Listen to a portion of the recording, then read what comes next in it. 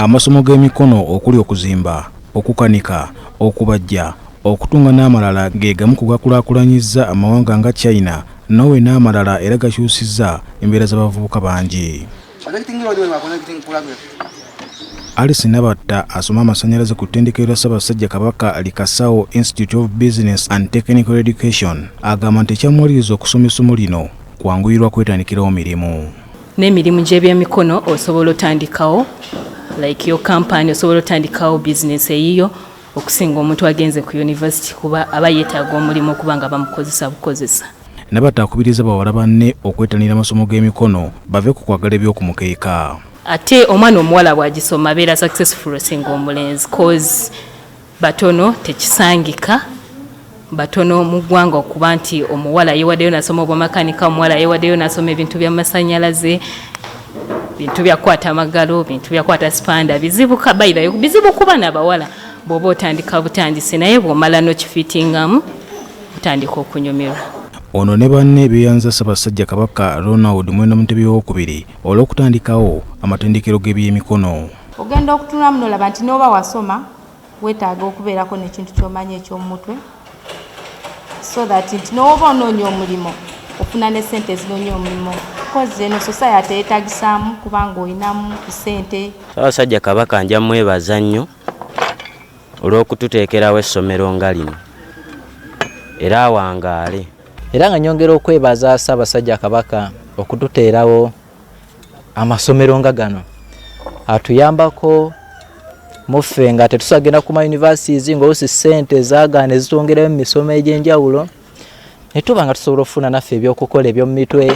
Olwaliro Kamalabyonna Charles Peter Mayiga ng'alwamu ne Minisita w'ebyenjigiriza Oweekitiibwa Kootwida Nakalekikomeko ssaako Ssekiboobo Vincent Matovu alambudde ettendekero lya Ssaabasajja Kabaka Likasawo Institute of Business and Technical Education erisangibwa e Namaliiri mu ggombolola ya Mutuba Mukaaga, Kasawo. Alambudde abayizi abasoma amasomo ag'enjawulo okuli okutunga, amasannyalaze, abayiga okukanika n'abalala. Abantu bye baboogera naye kati ofunye omukisa oli wano babakutendeka tofaayo kubiyiga kati enkye obulamu bwe bukulema onoona ennyanja. Mu kwogera kwe Katikkiro Charles Peter Mayiga akubiriza abavubuka okwettanira amasomo g'ebyemikono kibayambeko okwetandikirawo emirimu. Ebibalo byalaga mu kubala kuno okwakaggwa nti ettundutundu ddene nnyo ery'abavubuka lye tulina mu Uganda terina bukugu bwonna. Omuvubuka abeera walina emyaka 2 naye nga mu nsi talina kintu kyonna kyamanyi okuggyako kuwandiika erinnya lye.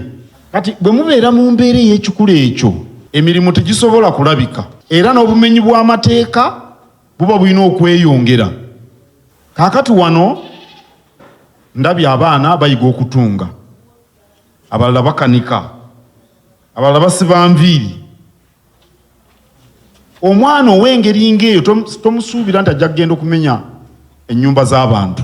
Kamalabyonna akubiriza bannaddiini ne bannabyabufuzi ku mitendera egy'enjawulo okuwagira amatendekero ga Ssaabasajja Kabaka gasomesa abaana b'eggwanga. Nkoowola abakulembeze mu Kyaggwe ab'emitendera gyonna n'abakulembeze b'eddiini bawagire ettendekero lino. Fenaffe tugenda kuliwagira.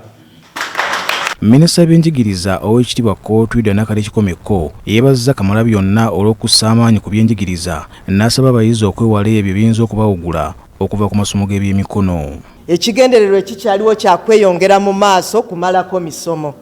Baleme kubabuzaabuza eyo osomyeko okaniseeko maze kati oyinza okukoma wano nedda. Tuli basanyufu nnyo ffe ng'abaakasawo okukwaniriza mu ttendekero lyo lino erya Kasawo Institute. Omwami wa Ssaabasajja Kabaka amulamulirako essaza Kyaggwe Ssekiboobo Vincent Matovu ategeezezza Katikkiro nti omuwendo gw'abaana batasoma e Kyaggwe gweyongedde.